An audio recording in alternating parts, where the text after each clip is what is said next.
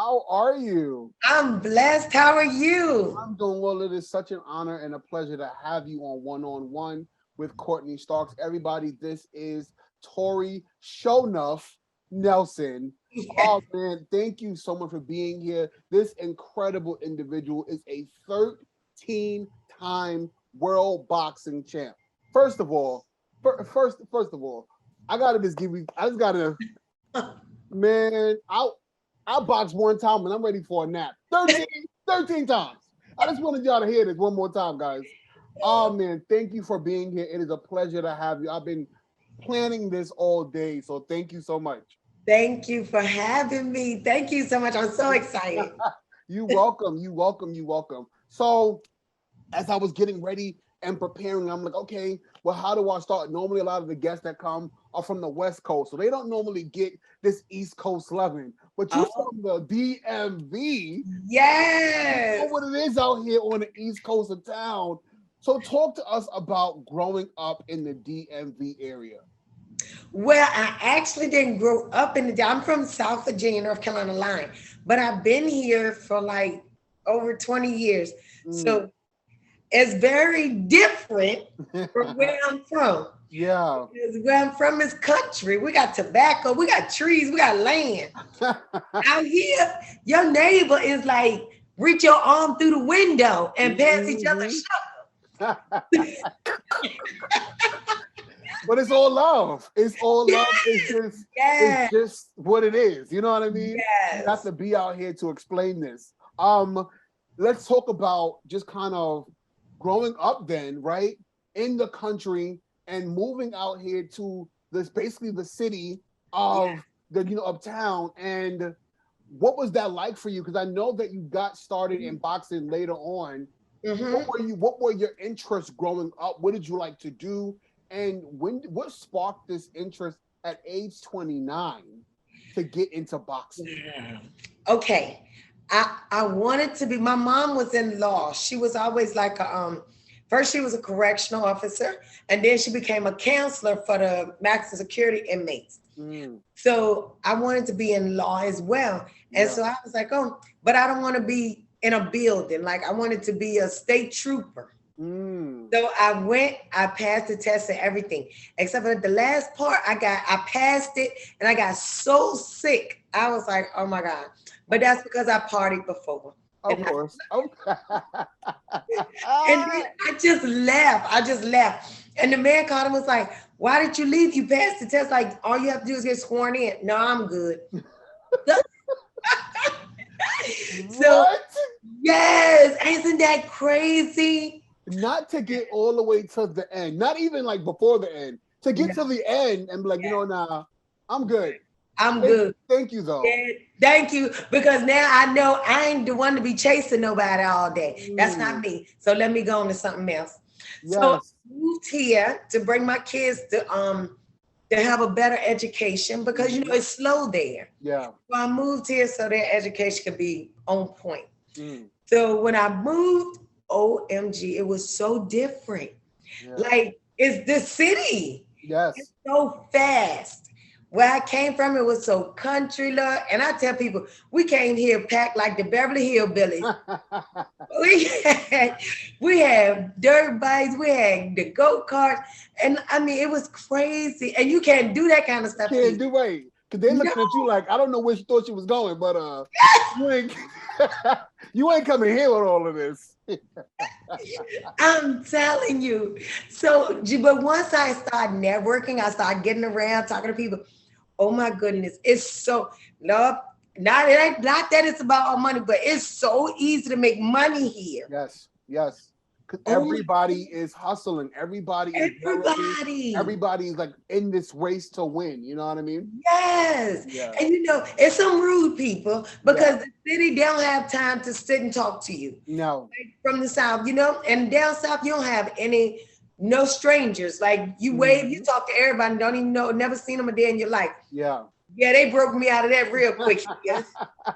I remember going to I want to say it was Raleigh. I did a show in Raleigh, North Carolina. And I remember getting off of like a train or whatever, and everybody saying hi, good morning, good afternoon. Yes. And me, this is me from New York. I'm like, okay, what's going on? Because who I gotta fight? Right. And I didn't realize it. And like I was there for a few weeks, and I was like, oh my God, like we are really rude out here in the East Coast. Because it's what? Yes. Oh man. Yes. You know, my kids were raised here, right? Mhm. So when we went home like during the summertime. So my daughter one day was sitting in the car and we driving, and she said, the first thing was so funny. She thought a cow was a big dog. It was the funniest thing. But then, you know, we're driving, we wave at people, you know, because country people wave even if you drive and pass. And she said, Mom, you know, everybody, nobody forgot you. These people don't know me. It's called hospitality.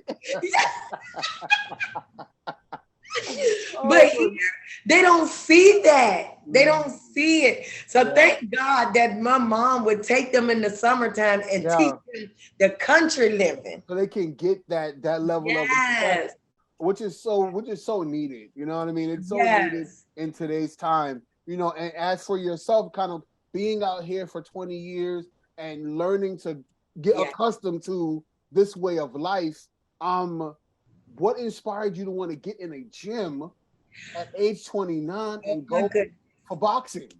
Because my ex used to box in the military. So I said, okay. And he said, after having the kids, he was like, to lose this weight, you want to box because it works everything. Just find a boxing gym. Yeah. So I was like, okay, bet. So I found this gym, and the man was like, he became my coach, actually, but he was the owner of the gym.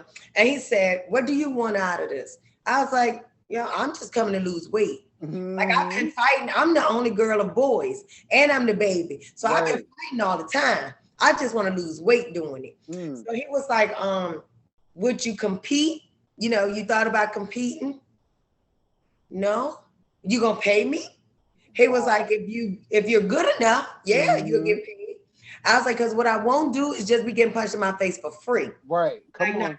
No. Because you know, down south, we don't mind the fight, but we'll shoot you too. You know, we ain't got time. And then we'll pray for you. Because I ain't mean to do that, Lord. I didn't mean to do it. Lord, the devil made me do that one. Yes. Exactly. Lord.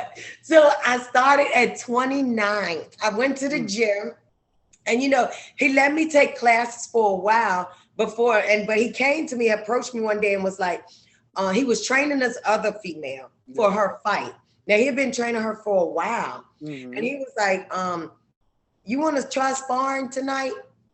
Yeah, I try, because you know me, I love to fight. Right. That's my alley. So I don't know what he thought he was about to put in that ring.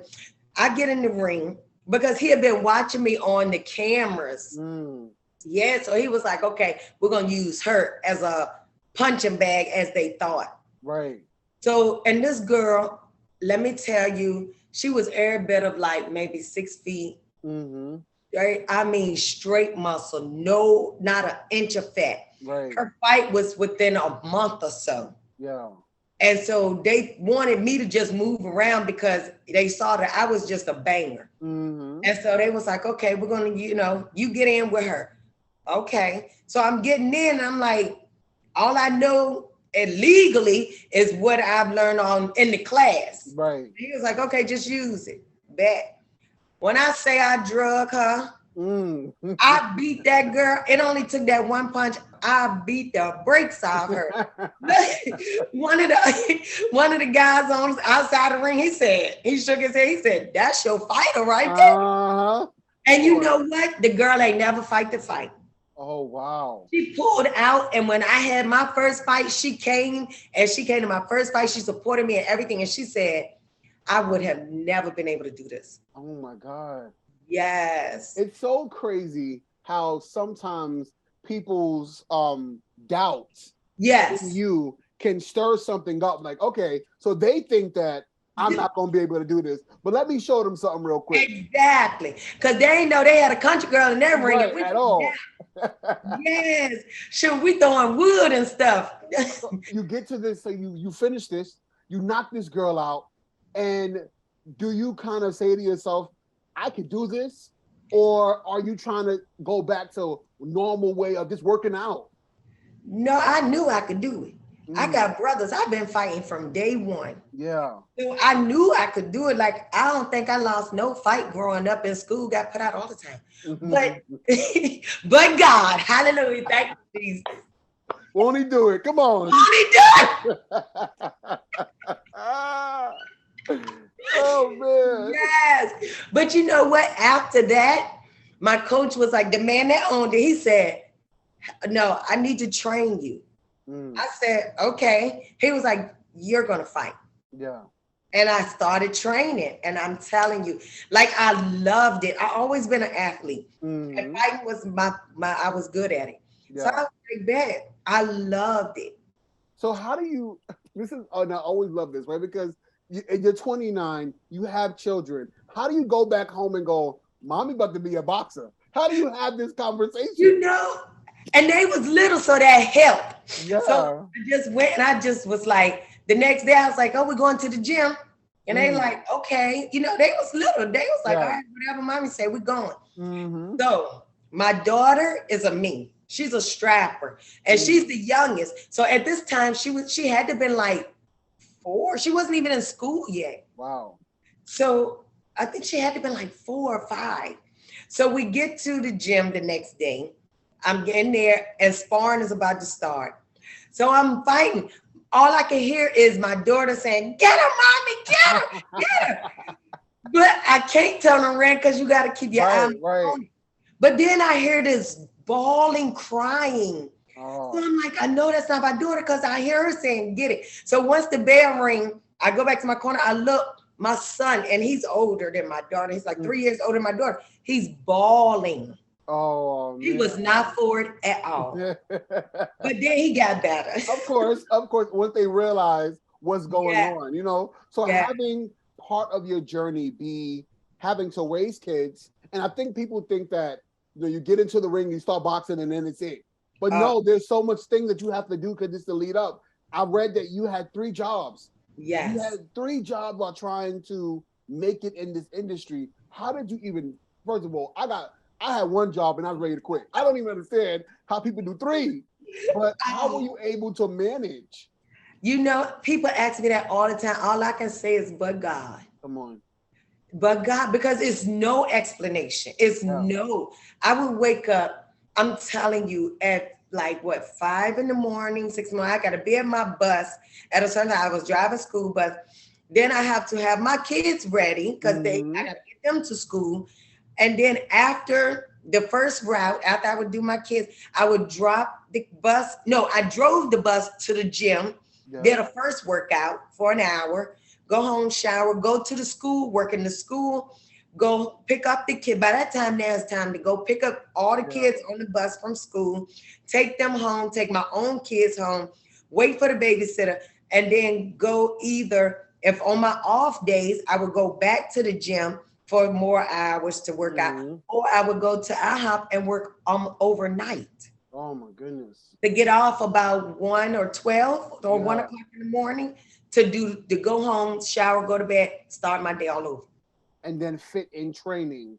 The same thing. In there. Talk about the strength of a woman. I don't care what no one says. Men can't do this. I don't care. I said it here on the show. Men cannot do half of that. We would have needed a hospital. We would have needed a nurse. We would have had to find some way to get up out of this because wow. Yes. Wow. But God. So now you're doing these things. At what point do you stop and you say, I'm going to put boxing full time? Okay.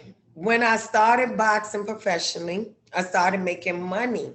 So I'm like, okay. So I stopped when I was going overseas quite a bit. Yeah. And I stopped driving the school bus because now I'm getting paid pretty good that I can just work at IHOP when I come back, you know, just to keep steady money. Yeah. I'm getting paid boxing. So it wasn't fair to the kids on the bus because they were so attached. So I'm like, okay, I have to let them go. Yeah. I let the bus go and I just worked at IHOP. Mm. And I let the job at the school go as well. Yeah. And so I just had IHOP and boxing. Mm-hmm. Talk about your gifts making room for you, right? Your Yes. gifts making You room. better say it. Oh, come on. Yes. Oh, Yes. I love that. You know, I always think about when I first started doing this and how far I've gotten, you know, 5 seasons, 6 seasons in, and I think about the progress. For you, when you think about how you started, your first fight, your first amateur fight, what process did you go through and how did you feel after you finished that? Because I know this kind of going through all that you had to go through to get there. Yes. How did you feel when you finally got your first boxing gig? And was it something that motivated you even more? You know, it made me feel good because all the training I did, all the taking away from being with my kids, it paid off. Yes. Because my children could see what I was doing. Like I wasn't wasting time. Yes. I was really training to do something for us. Mm-hmm. But that very first fight, Mm. to God be the glory. Oof. When I say, I remember the bell rung, it was over. The girl was so tired and she was so big. She was laying on top of me and I was against the ropes. That's how it ended. And they got her off. I went to my corner. I remember I got in the truck. I called my grandma and I'm like, Grandma, my nose is burning. Like if my nose would not stop burning. Wow. But my coach was saying it was a lot. But it was so, I'm telling you, it was an accomplishment. Yeah. It was like my very first belt. Like, Come on. it was an accomplishment. And 25 fights later, we're here. We're here. You know what I mean? You know, I think about, you know, men's boxing versus women's boxing and just so many misconceptions about what that is, right? You know, and even for myself, like, you know, I always see on TV or promotions, men's boxing, but you don't get a lot of that same publicity when it comes to women boxing. Why do you think that is? It's a male sport. You know, when I first started boxing, literally, I boxed for free. Wow. As a pro. Because they didn't want me on their card. Yeah. I had to prove myself.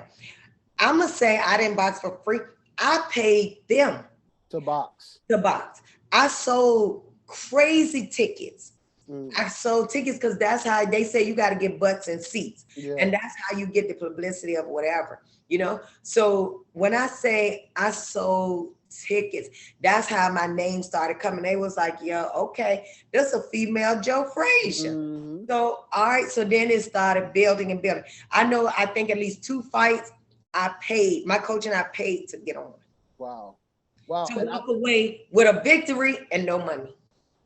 And I feel like this is such a misconception across the board. You know, I even think back to Brittany Griner and what she's going through right now. Yes. Just happened to had to go play in a different country to make what men make here in the U.S. And I just feel like at what point in time do we recognize, we talk about equality all of the time, right? Equality. Yes. But does it only really matter as long as we're not making the same amount of money? You understand? Like what needs to change in order for us to understand that we are equal in this together? Yes, but everybody don't see it that way. And you know, Clarissa and I, you know, we talk sometime, and I told, you know, she was like, she's doing the thing. She's like, oh, you're not gonna pay what I asked? Okay, fine. I won't fight. Right. And I try to tell these girls, if they're not paying you what you're asking for, don't fight. Eventually they're gonna give it to you. But then I think they're so scared the fact of being it is a male sport. It's a lot of males I know that can't sell tickets. Come on. People won't come to watch them because they're boring. Yes. But a female fight is action the whole time. We don't have egos, like we going in. Right. You down, we getting up to come right back for war. But guys like to dance around and you know, it's like replacing passion for show. Right? Exactly. Like they go on this ring and they want to dance, scream, holler, Yes. they have this whole thing on social media and they forget the passion behind why Exactly. they're doing what they do. Yes. You know? Yes. Yeah. But if enough people stop watching these put together fights for no reason, like, you know what I'm saying? Mhm. I'm paying pay-per-view $100 and something to watch two guys run around the ring. Yeah. Negative. For 3 minutes. For 3 minutes, Yeah. instead of putting a female fight on that's going to bang, give you action. Mm-hmm. You know what I'm saying? Like make it meaningful. Exactly. Yeah. Exactly. Yeah. But I mean, it's coming better than it was. It's way better than it was. Yeah. Thanks to Ronda Rousey and Clarissa Shields. And progress is better than perfection. So yes, it's coming, but it's coming very slow. Yeah. You know what I love about you the most though is that you don't keep it to yourself. I love that you go back and you give to your community and you pour into other young women. Why is that so important to you? Because first of all, every female like the little girls, they need a role model, especially the ones that's, I'm in the DMV. Yes. Some of them don't have anyone to look up to, Yeah. And so you have to let them know just because this is what you were dealt, it's not your life. Come on. You can always make it better. Yep. Like God put you here, but he didn't mean for you to stay here. Yes. You have to build, get in your steps. So you see me. I came from Little Chase City. You know what I'm saying? The country, nothing but tobacco fields. And look where I'm going to the Hall of Fame. Like I'm getting inducted in the National Hall of Fame October. Yes. You know what I'm saying? That's a blessing. Yes. How many people can say that? But talking about being more than your circumstances, right? Yeah, what? Yes. So just because you in this, you sit in this, you was born in this, don't stay there. Yes. I give it to the girls. I teach these little girls. I teach them boxing. I teach them confidence in themselves. I teach them I motivate them. And sometimes I have boys as well. I got little boys that need it. No, I'm not a male figure, but you learn from me. Yeah. Yeah. Yes. And some people need that female role model because they may not have it back at home. Exactly. They may not have it back at home. So true. But to go back, congratulations. Well, thank you. On being inducted into the Boxing Hall of Fame. First of all, that's a lifetime achievement that I think anybody who gets that is life-changing. Yeah. And for you, when you found out that you were receiving this honor, please tell me you acted a fool. Because I would have been flipping tables it would have. Just say less. When I say, first my promoter called and was like, you're going to get a phone call from Sue Fox. Now, Sue Fox is like big in boxing. Yes. So I'm like, and I'm not boxing right now. So I'm like, Sue Fox will call me? Why is Sue Fox calling me? Right. It was like, just wait. She calls me. She says, Tori, we want to induct you October to come out to Vegas and get inducted into the Hall of Fame. What? Let me tell you, shouting, hollering, done threw the phone down, forgot the woman was even on the phone. I mean, praising, hollering, shouting, crying. I'm telling you, I know I went on a whole episode about 5 minutes. Then I remember, Lord, the woman's still on the phone.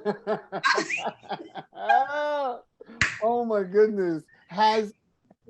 For me, I still wouldn't have words for it. Have you even been able to find words to process all that's about to happen? Because it hasn't even happened yet. Like we're still going through. Have you even started to prepare for this? Oh my God. I don't know. I haven't really, because I don't know.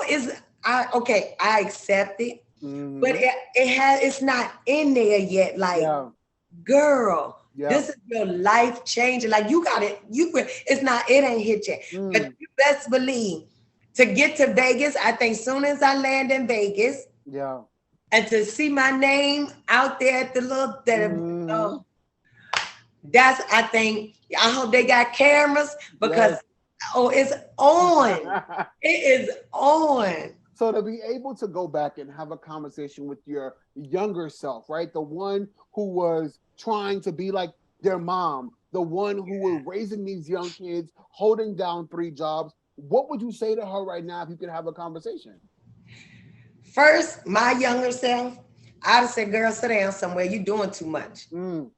Because my younger self, let me just say now, God has changed me. Yeah. I was out there.